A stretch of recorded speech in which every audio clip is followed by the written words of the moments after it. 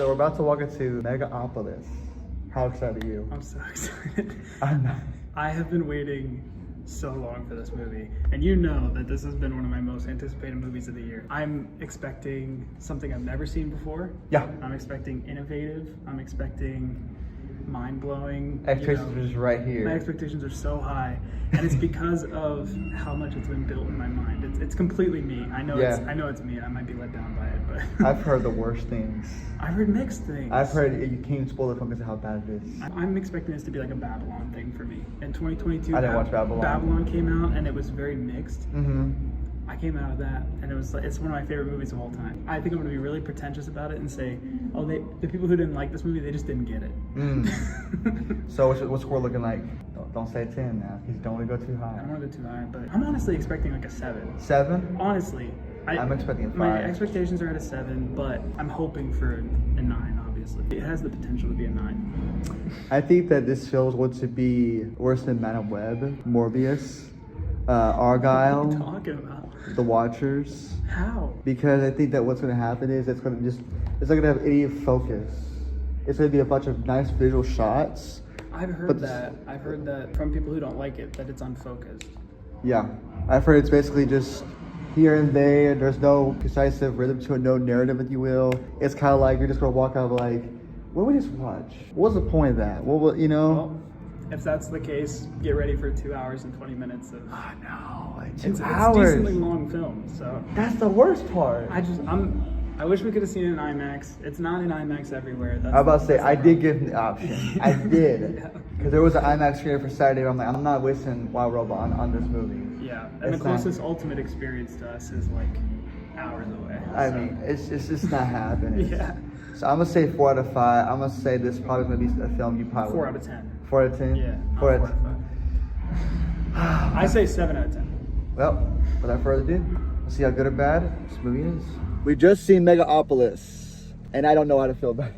It was truly one of a kind. Yeah. Yeah. It was very interesting. Yeah.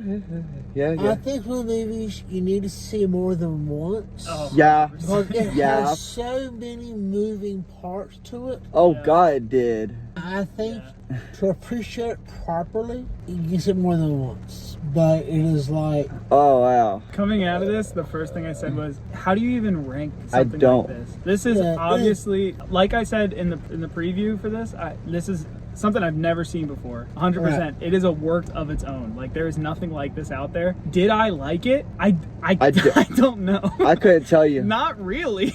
But was it still like, I wasn't bored. I'll tell you that. I liked it because it was interesting. Yeah. Because the story it was telling. Yeah. And it was very unique. And it was very all over the place. Yeah. Yeah, that's the biggest thing that I've heard people coming out negatively to say about it, is that it's disjointed. You know, there's It is. It is. That's 100% true. It is 100%. It feels like Francis Ford Coppola had a dream in the 1980s, and now he's trying to piece together what that dream was, and he can't remember it. So he's just like putting chunks of a film together. A lot of it does not work. We were talking about this. A lot of it does not work. Yeah. But I still think it was worth making, and it was worth seeing. Yeah. I will say this much. It's unique for sure, but the plot is so just right there. And so many different layers to it. It's honestly, we could talk about openly because there's not much to spoil about the film. Yeah, he didn't care about dialogue. He didn't really care about the script. He cared about these sequences, I think, that he had in his brain. And he was like, I need to see this on film. He didn't really care about how we got there. Or maybe he did and it just didn't work for me, but that's what it felt like watching it. I was like, I don't care how we got here either. I'm just seeing something really interesting. You know? Like, it's a visual feast. It's really cool. Right. And what got me was, oh my goodness. Yeah, that's the damage coming out of this I thing. know, I'm still trying to like wrap my brain. I'm trying to process what we just watched. Well, a lot of this movie too, I told these guys coming out of it, was a lot of it you weren't sure, does this have a deeper meaning to it? Yeah. Because a lot of this movie is a direct throwback to Rome. Yeah. Because people are named Caesar and Claudio, and it's a direct thing to that. And so when you see the movie, you're trying to look for hidden meanings and such. Yeah. And that's part of, like, it takes away from just enjoying the movie. You're trying to play detective and stuff, trying to decipher stuff on the side over here, and just sit back and enjoying stuff. I agree. A lot of good movies have a simple, a beginning, a middle, and an end. I forgot which one was the middle and what's the beginning. Not so much. No. And to your point, I think it would be better on a rewatch. Like, to see it again, I think I would just enjoy it more. You know what this felt like to me? It felt like a TV show. I feel like it could be. It felt like you had a pilot. You want to do some cool stuff, add some cool stuff here and there, and they decide, you know what? Screw it, make it a movie. It's like, movie. I saw parts of different movies, like sprinkled throughout. Yeah, that reminded me of stuff. It was like, I mean, you can tell he's a product of his time. Like, it felt kind of like he was bringing that old school, like, sensibility into the future, and he's like, now that I have this, like, technology, I can make something like. Well, I think not with technology, but also the wealth. Yeah. Also, the pull to get the actors, actresses he wanted for this movie. I don't know what actor is reading this script and is saying, I want to be a part of that. Well, you know what I mean? I think it's the name of the director. It's 100% the name of the director. Yeah. Plus to this and the other names associated with calls. Look at the names of the who list of famous, well-known actors. And if those names weren't attached, this script would not shout. That's probably why I was seeing movies. I saw these great actors with them. Like, I will see this. Looks interesting. And if you got Adam Driver, you got all the great actors with it and such, check it out, I will say there's so many actors that did not need to be in the film. So many forgettable, wasted potential, unfortunately. Like John Voight is just saying whatever comes to his head. I can't believe he came back for this. This is so out of his type, I think. Right? Like, this is not the kind of role that he usually does. I would say Adam Driver gives a dull performance. Yeah, I don't think anybody was particularly great. Yeah, I was gonna say, like, there was not a single person in this film, I can't speak for y'all, that gave that performance. No, I agree. Because it was all very disconjointed. It was like I was ill. I missed a lot. Yeah. And I came back, like, one scene, Adam Driver had this half mask on his face. Yeah. I was like, what the hell did I miss? And then later on, mask was gone. Yeah. And I was like. And by the way, so let me ask one question. Because it's not really a spoiler. It's because it's not addressed. About to answer the question or go into detail or depth, if you will, about Adam Driver being able to do the time thing, whatever. No, I don't remember. It's just something he's born with. Yeah. No, I think because they said, like, because he's an artist, he's able to stop. He said time. stop time. Oh. Yeah. Oh. Remember one scene with him and his wife, how artists can stop time. Yeah. I think that was not a literal thing. It's metaphorical. It's metaphorical. Yeah, but it's like we were talking about, that the hidden meanings, right, is what you said. This is that is why I 100% believe this is autobiographical. Like, he sees himself as this artist, Francis Ford Coppola does, who's able to stop time, and he's also able to see into the future. Yeah. And I think he thinks that this Megalopolis is his creation that he brought from the future. Show people, like, what movies are like in the future, or something. You know what I mean? Yeah. Feels like. Well, the one scene too, where the chauffeur addresses monologue, he says, where no man can stop time. Time comes for everybody. It may be him facing his own ending of his life. Right. Yeah. Because he's what, 82, 83? Yeah. And maybe that could be like the time seems to be the one constant thing throughout the whole movie is time, that and money. Yeah. And wealth. Definitely see this movie because it's unlike anything that you've seen before. Yeah. Seen in theaters or streaming?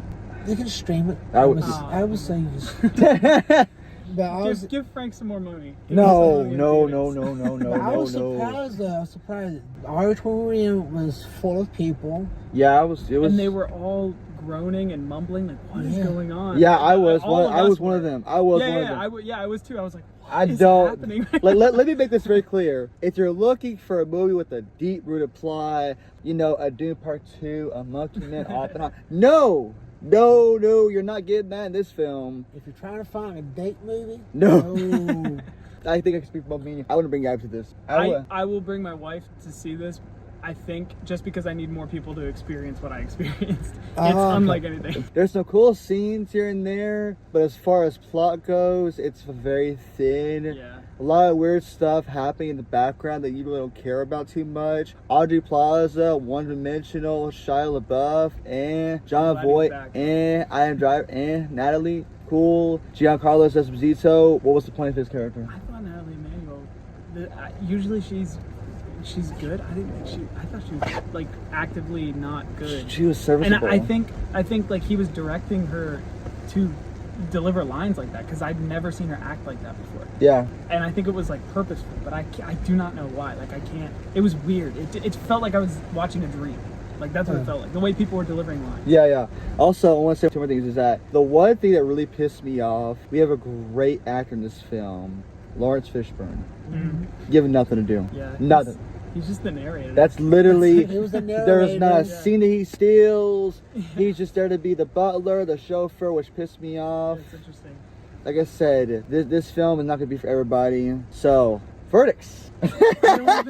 You can't. I don't know how to rate this movie. You can't rate this movie. I You can't. You can say this is a movie you need to see, but you can't give it a 1 to 10. Yeah, but a lot of it doesn't work still. No. Like we said, Still. like, it's- No, I would say as much. Me personally, I would not tell you to spend your money on this film. So watch in theaters. I would say 1,000% stream it at home. Stream it at home because I can guarantee you're gonna be walking out this pissed off at me, and I was like, "Why did they tell us to spend our money?" Don't spend your money. But the problem is, like, I think a lot of people who stream it at home might turn it off. Like, Yeah. You know what I mean? Well, it's I would've- not a whole lot. You can back that up though. Yeah. Yeah, What I was guess. that? Just What pause happened? it What was and- that? Our turn on captions on. Yeah. Sure, yeah. Because Like there's that. just also one thing I want to point out is that there is this constant mention of people hitting on Giancarlo Esposito's character Frankie in the film, and I never once figured out why that was. Like him as the mayor, oh, burn the mayor, hate the mayor, blah blah. Ooh, yeah. And I never once did they address? I never once saw the scene where he did anything wrong. They mentioned it a couple times.